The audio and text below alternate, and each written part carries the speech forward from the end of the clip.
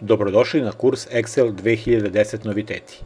Ukoliko već imate iskustva u radu sa verzijom 2007, siguran sam da će vam lekcije koje slede pomoći da savladate sve promene koje su se umeđu vremenu dogodile. Za početak ću vam pokazati kako se koristi Backstage View, da bi se nakon toga upoznali sa novim šablonima.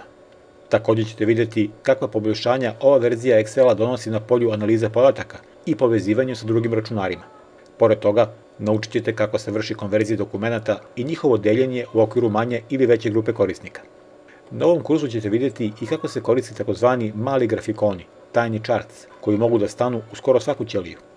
Ukoliko ste ikada poželeli da na svoju tabelu ubacite pravu jednačinu, siguran sam da će vam se dopasti funkcija koja to omogućava. U novoj verziji Excela možete da kombinujete podatke koji potiču iz različitih izvora i koristite ih u okviru jedne tabele. Siguran sam da ste i vi nestrpljivi da što pre savladate ove novitete, pa zato hajde da počnemo.